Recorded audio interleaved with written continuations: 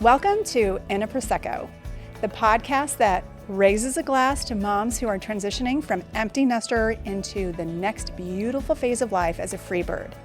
I'm your host, Bernie Slowey. I'm a mother of two sons who have grown and flown, and I'm also a former corporate executive, filmmaker, writer, speaker, and entrepreneur who has helped women transfer into their authentic selves to uncork their infinite sparkling possibilities. So whether you're sipping a Prosecco or your favorite beverage of choice, join me as we pop open today's message in a bottle. Hello, and welcome to another episode of In a Prosecco. I'm your host, Bernie Slowey, and I have my Prosecco bottle here to see what the message of the day is. Oh, I love that sound. Today, we're going to be talking about the stages and phases of empty nest syndrome. What is the truth serum going to reveal today? Well, first, what is empty nest syndrome? Because I found out that it is actually not in the DSM-5, which is the Diagnostic and Statistical Manual of Mental Disorders. It is not a clinical disorder. It is considered an emotional change because of a transition in the life, and that this is what I found on Psychology Today. So I wanted to share this with you. Empty nest syndrome refers to the distress and other complicated emotions that parents often experience when their children leave home. So the empty nest syndrome that many parents and of adult children experience is not a clinical disorder or diagnosis. It reflects the emotional ambivalence of a normal life transitional period. So that's why I wanted to dedicate this show to talk about what are those stages and what are the phases, because we all go through life changes. So what does this mean for us? And I thought it would be just similar to, the phases of loss, like of death or divorce. I mean, all those things that I always refer to them as the dreadful Ds. So whether it's death, divorce, disease, depression, there's a lot of just Ds that I can't remember right now off the top of my head. But because this is seen as a syndrome, the interesting thing I found is that with the stages that we all experience and change are all going to be similar, but I wanted to give you 5 to recognize in those stages, and then we'll review the 5 phases. All right, so what's the first phase of an empty nester? Well, there's the buildup, right? So the first stage is the anticipation. Your oldest, and this is even for, if you have multiple children, we're going to go through this multiple times. But the oldest is the one that we're going to first experience when the baby flies the coop. So what does that mean and what does that look like? First stage is the anticipation of okay, this is going to be a change. And so I know that for me, I really got heavily involved. And it was probably the junior year when my son started to look at colleges. They're going through prepping for ACT, SAT tests, which I understand is now not even necessary, but it's talk about what happens after graduation. And so there's also the planning of, with prom, graduation. And so this highly anticipated graduation celebration, but also what does that mean for getting ready for when your child decides to move? And again, it doesn't have to be college. It's also if they end up going to the military, if they end up moving just to another city to pick up whatever new life that they wanted to begin. And so I think that that's an important stage to realize that it doesn't have to be the next week before your child leaves. It is a slow buildup. And so to recognize that the anticipation is the first phase. Second stage is the actual departure. Okay, this is like whether your child is actually moving physically with all of the items out of the room or going away to college into the dorm. So it's their room is still intact. The funny thing that I also noticed that when my son, oldest, was moving out, my younger son actually was really excited about, like, oh, well, our oldest ended up moving to the basement because it was his way of being able to have independence asserted, right? So he moved from his childhood room into the basement to have more freedom. And then our younger son, which we thought was going to be all excited about moving to the basement until he realized that he would have to move his stuff. But the thing is, I noticed that with the actual departure, moving in to the dorm was a big, exciting thing to drop off our son and be able to tell him goodbye and see the campus. And I remember that it was definitely tears as we were driving away, realizing that room is empty when I go home. And it's going to feel different for not only me, but my husband, and for our youngest, whose older brother is also gone. So that's another episode from the perspective of everyone involved, but it is something that will be an emotional release at the same time of the departure and the excitement of it, but there's also that sadness, right? We'll get to that with the phases. So then the next stage is the actual grief of realizing, okay, now you are in this different dynamic with one of your children being gone. And so what does that look like? Well, the schedule could change. Obviously, with the relationships that we have with the remaining children and the focus that you might have on them.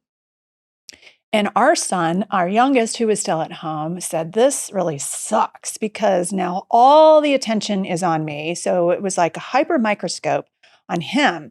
And I think a little bit of it was the grief that was playing out, particularly for me, like not having both my sons together. And so our youngest was kind of like, he wasn't thrilled, honestly. He couldn't wait to be able to either go and visit our son, who was just really down the road. We were in Colorado at the time. And so he was at CU Boulder. And so that was a 45-minute drive. And so our youngest definitely was excited to whether our oldest would come home versus whether or not he wanted to go and visit his older brother. And but the grief part was very real. I felt like it was definitely this loss a little bit, and even though we would come home on a regular basis. So, but grief is something I think that we all will experience in some way, and how we experience it, because I can tell you that my husband was actually thrilled. And that's why the whole concept of really having this mindset change from this empty nester to becoming a free bird. So we're all different. We're all going to handle grief differently. And as moms, I know I wear my emotions on my sleeve. So if I'm going to cry, I don't hold back. And I think for my husband, it was just a different way of processing. The idea for him for grief was different from his own departure from his household. And for me, I couldn't wait to leave home at 18. I was very excited to get started. And that was the case for my oldest. He actually wanted to leave when he was turned 18. And that's why he moved to the basement. So grief is going to show and appear differently. And that's healthy, I think, to just feel it. So when I would share with people like, yeah, I'm feeling the feels. Grief, I think, is an important element of a shadow side to explore.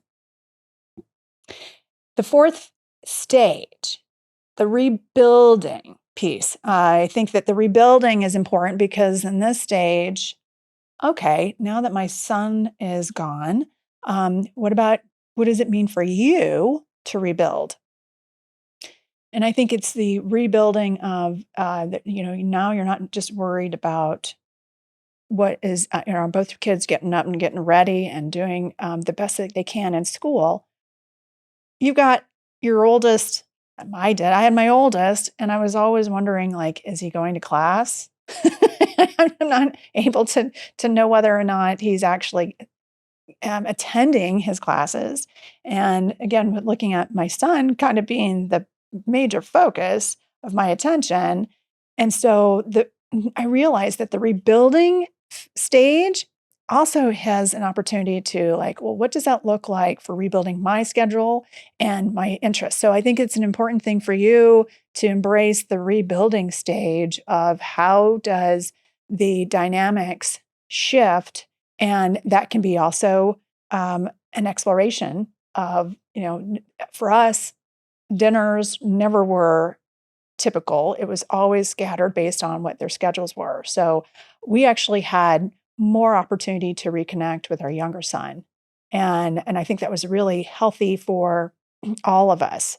So that big brother sometimes being a bigger personality. And I think birth order is fascinating, by the way. I think that's going to be one of the episodes because if you have more than one child, that's not just rebuilding the dynamics with one leaving, but then if you have three or more, you're also dealing with the middle child and their own unique experiences, the middle child. And then you've got the youngest child and their experience when they leave. And so I think it's the importance of how to rebuild those connections within the house, but also outside of the house. So staging the rebuilding piece is with your friends and being sure to like make time for them. And if you're working, as far as are you getting other things to be of interest for you, whether it's hobbies or does that make more time then for you to actually take more vacations? It totally depends on what your circumstances are. But that rebuilding is also going to be about reinventing. And I'll talk a little bit more about that as the phase. The fifth stage is acceptance. This piece I found interesting because the acceptance of when our oldest went off to college, then COVID hit.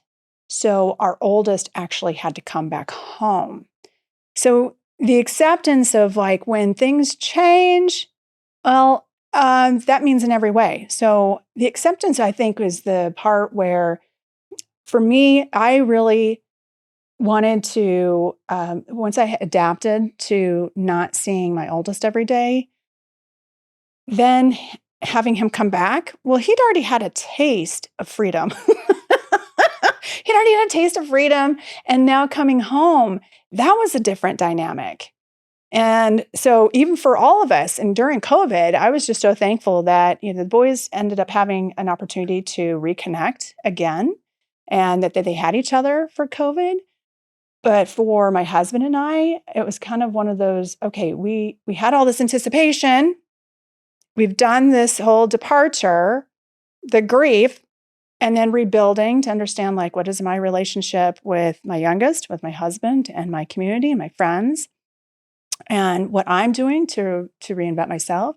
But then reconnecting with my oldest after he already left and came back home. That was interesting. So I think acceptance becomes whether or not in the circumstances of COVID and the pandemic, but when they come home for the holidays, when they come home for summer, that's a whole nother, because then they leave again. So being in that stage of acceptance, knowing that, okay, they will leave, but they will also come back in some fashion, whether it's permanently for a temporary stay over the summer, whatever the reason may be. So that acceptance is the fifth stage that I think is healthy, but there's also the symptoms that we look at and how are we dealing with those stages. And that's the next segment, the 5 phases of empty nest syndrome. But first, a sip. Or maybe a big old drink and another pour. Oh, and I still just love the bubbles. All right, so talked about the stages, talk about the phases of empty nest syndrome. The first phase, I can tell you I was definitely sad. And I also felt there a sense of not the sadness of so much of my son leaving, but I think it was more of the emotions that I had been suppressing, and that the the loneliness that came from not having that connection with my oldest on the regular basis.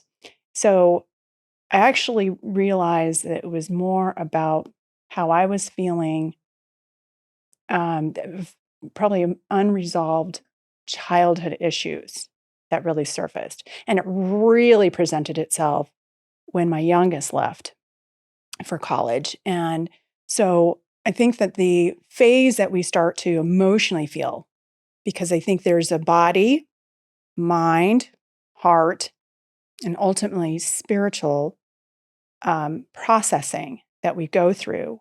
So, with that emotional phase of sadness and loneliness, the distress of not having the family unit together, and are we really truly prepared because of all that we poured emotionally into our families, and the sacrifices that we make.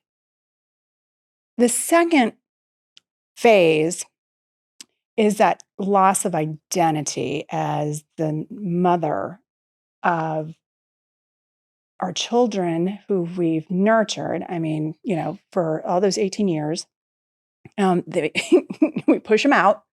And, all those hormones are raging when we are having, we're pregnant and having our babies. And this is, whether you've actually, given birth or if you've adopted, you have this person in your life for 18 plus years. And so there is definitely this, who am I when I'm not mother to this child or my children? So the loss of identity a little bit is this, when I have been doing so much for them, and now they're not even here. So what is next? And I can tell you that what I did is, with my girlfriends, when both my sons were off for their freshman year, we actually would come together and box up little care packages for the holidays. And the first one was Halloween, and then we did one for Valentine's Day. But it was like a way to stay connected as a mom, but also to separate myself where I wasn't, like, oh, you have to be calling me every day, because the loss of identity of being mom didn't mean that I wasn't mom because I was finding out how they were doing. It was more of this, I can trust that they're doing very well on their own. And I think that that's part of the third phase is the anxiety that we feel. So, who am I as this mom? And now that has shifted a little bit. I'm still a mom, but what is my role for my children when they leave? So, the anxiety of like, okay, there's a loss of control here. I'm not sure if, is Mary or Jimmy going to class? How are their grades? How are they doing in boot camp? How are they doing in trade school? Are they going to their job, and are they happy? Are they socializing? Are they being able to like make meals for themselves? It's just crazy stuff that goes through our heads as moms. So you will probably get this sense of like, okay, the anxiety is real and it's okay. Now allow for yourself to feel it, because there's going to be a different phase or symptom that you feel. And that is definitely the physical symptoms, because what we think about, we bring about. So, whatever the distress and the anxiety that we're feeling in our heads, we're going to start feeling it in our body. So, whether or not you're sleeping well or that you aren't eating the same, you might decide that, that's comfort food, or it might be that you don't have an appetite whatsoever.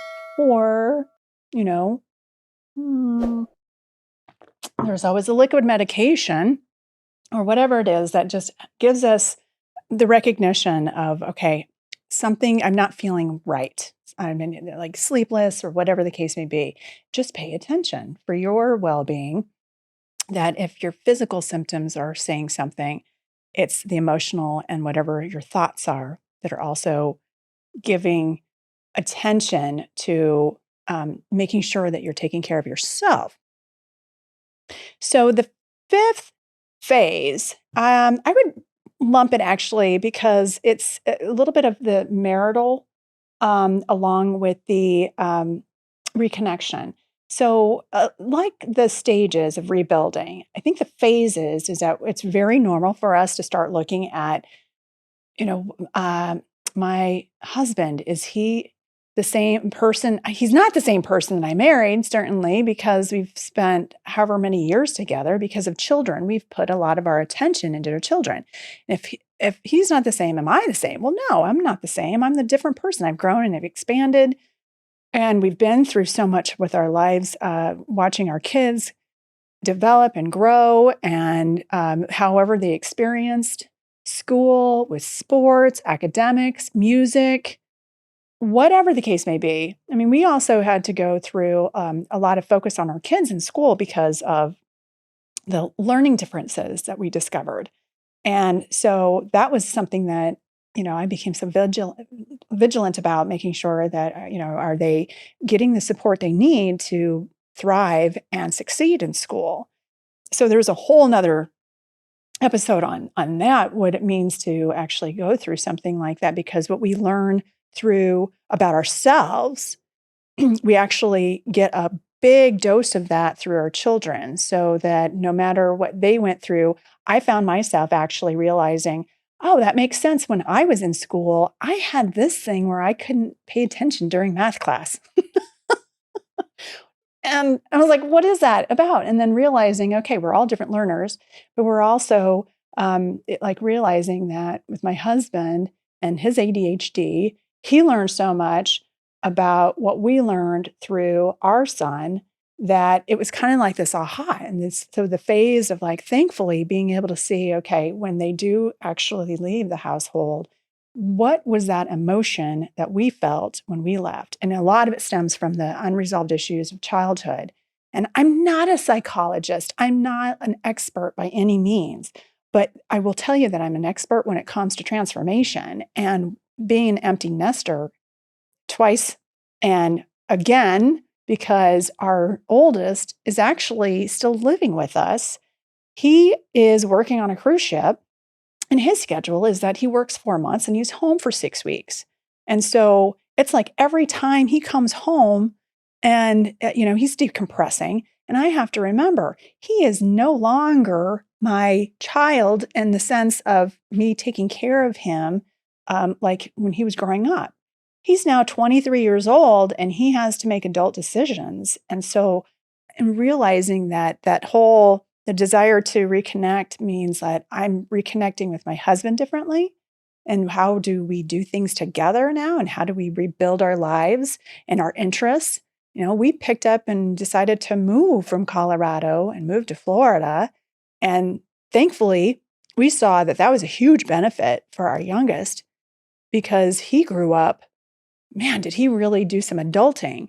When we moved to Florida, he actually benefited in having to be responsible, and make appointments on his own. And now it's like he's the head of household in Colorado. And he went through a very interesting experience with melanoma on his face. And he had a perimeter that was cut out of the upper lip and philtrum of his face. And he did that on his own, where he was making the doctor's appointments and follow-ups. And I did go out to make sure that the reconstructive surgery that was 3.5 hours long, and but I wasn't there when he had his perimeter cut out, and it was a 15-minute process. But for him, um, to watch him go through something like that, and he had such resilience, resolve, and I'm so impressed with the way that he conducted himself. For me, I was in total distress. Like, I'm not there to take care of him. I'm not there to make sure, like, is he going to his doctor's appointments? It was the best thing, though, because he had to pick up that responsibility for himself to ensure. Now, let me backtrack for a second. It took a lot for him to even get to the doctor's appointment because he, of course, thought, oh, it's no big deal. But he had a mole that had developed in his middle school year. And it just grew. But, when you look at somebody every day and he looks in the mirror every day, it doesn't seem like anything has really changed. And it wasn't until I actually came back for Parents Weekend and noticed that his mole was growing. And I said, I think you need to get that checked out.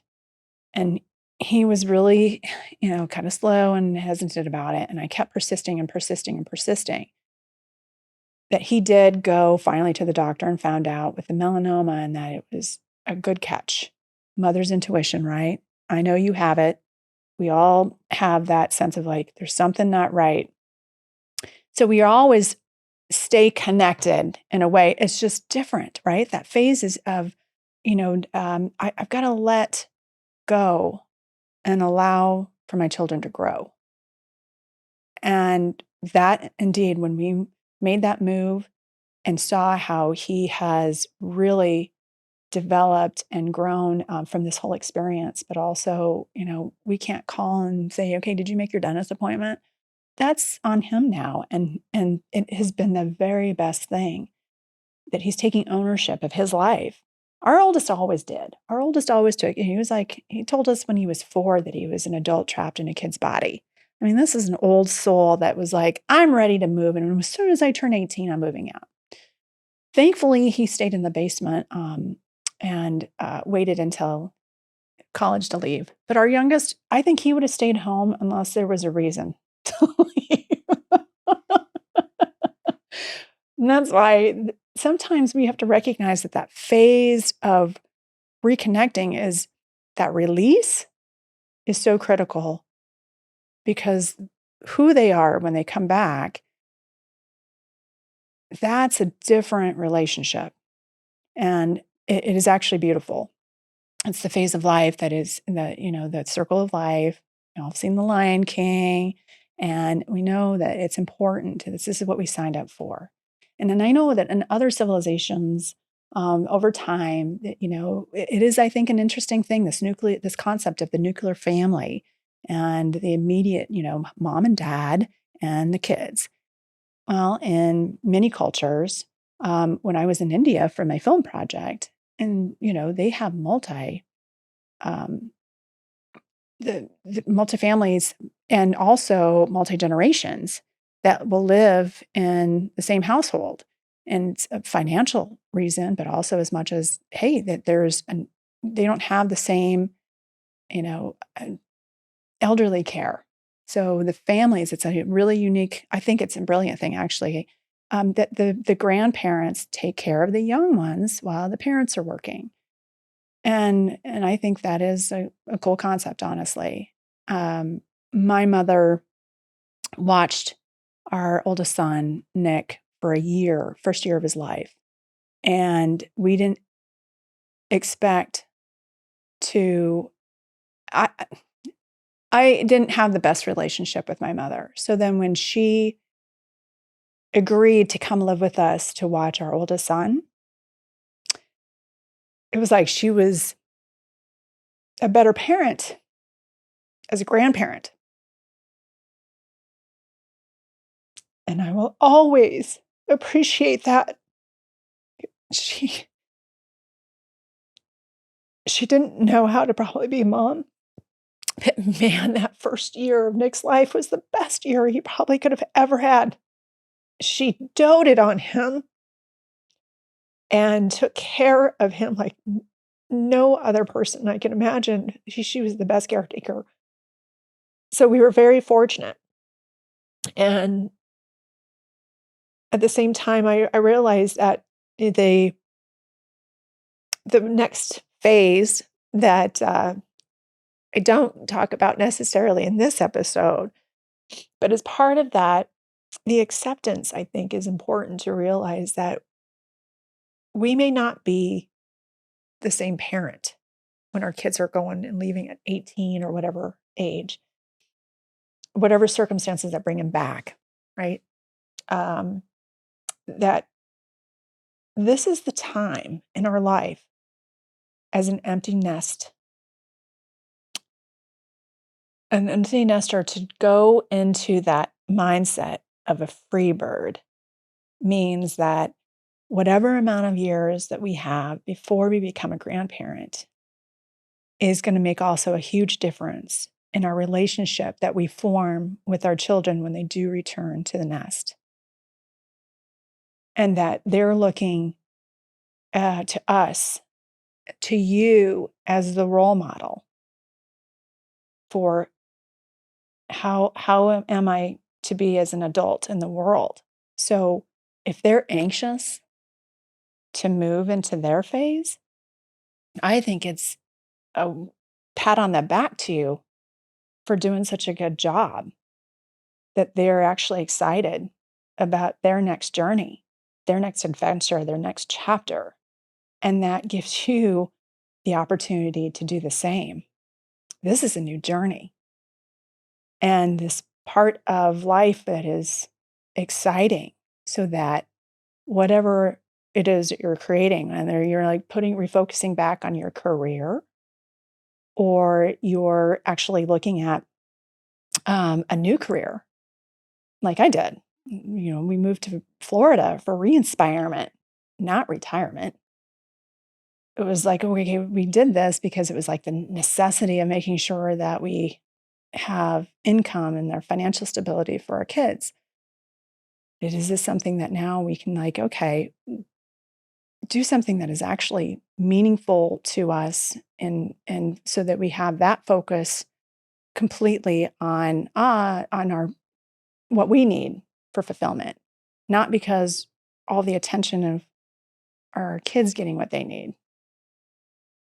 I also think that when we move into this phase, this final phase of this reconnection, whether it's with your spouse, with your friends, with other family members, I think the reconnection is the ultimate when it becomes the focus on you. What do you need? What do you want? Who are you? And where do you want to go? Are you living your life purpose? Because there's no better opportunity than now. And your children are going to thank you for it, because you become the best role model possible for permission to grow and also to glow. You get a glow up opportunity right now, assessing, where is my mental health? Where is my body and physical health? Interestingly, going through body changes and the stress and the anxiety, well, you know what? Thank you, menopause, because that seems to be another change that we go through around the same time, is becoming an empty nester. So maybe that's the opportunity to see ourselves as the free bird when we're able to allow for our children to grow. So the distraction of, like, how are they doing? Are they calling? That we're not caught up in their emotions, right? So that they have the ability to start and prepare, because one day they're going to have their own children. And then we get that second chance of parenthood in a sort of way, like my mother did with our oldest son, Nick. And that life can get really even better. So when life was loud, when the house was full, well, this is the part where, if it gets quiet, embrace that opportunity for that inner journey of exploration, self-discovery, reinvention. This is the time of life where doors of new opportunities and possibilities, and being able to decide, well, what do I want for the rest of my life? How do I want to live the rest of my years? And also with those, it will be a serious conversation with your spouse, as far as, who are we, and are we meant to be together? Are we no longer? I mean, this was great that we kept as partners for our kids. But are we the same people? If we're not the same people anymore, do we still work together? And I think that's a healthy stage. Marriage isn't easy, neither is parenting, but it is something to start looking back at ourselves and who are we with someone. And that renewal of a relationship with our spouse and friends, but also it's building a more mature bond with our kids because we want them to be thriving in life on their own. We want to give them the opportunity to just be who they need to be. And that means you too.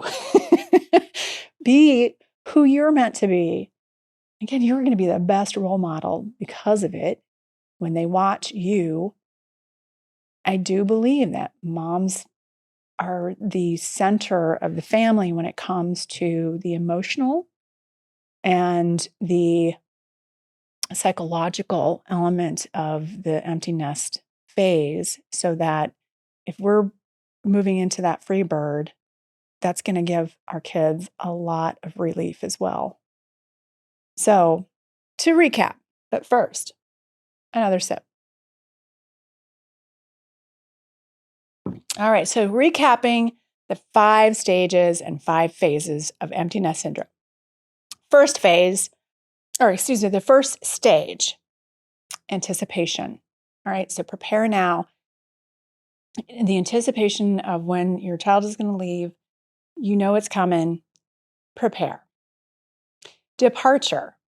When it actually happens, that's when the real feels start. And then the grief. Yes, you're actually doing the mourning of the actual departure. And then you've got the rebuilding the relationships, the connections that you have with the people that are in your everyday life. Then you've got acceptance. Okay, so you've adapted to the change. And so the acceptance piece that is actually going to really help you with the rest of your children that are going to be leaving, and also your relationship with your spouse and friends or even work. And then you've got the 5 phases. So the first phase of the emotional sadness, the loneliness, the distress, that's the first phase. Very emotional, again, of those feelings that come out in the way that the emotions can be overwhelming.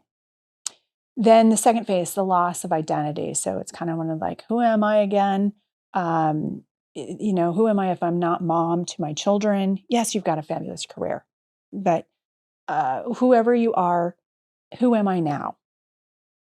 And then you've got the anxiety phase of like, oh my gosh, are my kids going to be okay without me? Are they prepared? What's their well-being?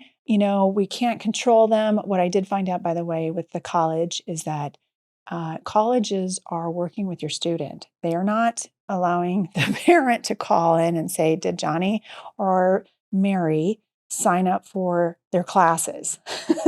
So that is on your student, but it's the anxiety of like, are they actually able to thrive and they're surviving? And the fourth one is really about the physical symptoms that you might feel as far as the lack of sleep or are you not eating? But it's the thoughts that bring about and then the physical that is projected into the stresses of becoming an empty nester. And then the 5th phase, which is the reconnection, the desire to reconnect with your spouse, your friends, and mainly yourself. Remember, there's that rebonding that happens, that reconnection with your child. It is going to be different. And that's a good thing, a really good thing. So with your 5 stages and your 5 phases that you can prepare for, or if you've already been or you're going through it now, then understand you're not alone. And this is very healthy. This is really a wonderful growth opportunity for everyone involved.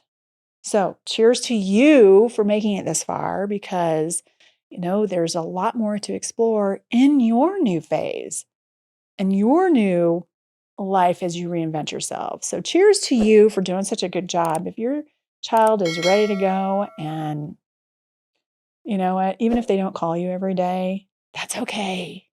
Because you're now going to take your next phase, your next challenge, or your next chapter, your next adventure, journey. This is going to be about you. So cheers to that. Tune in next time.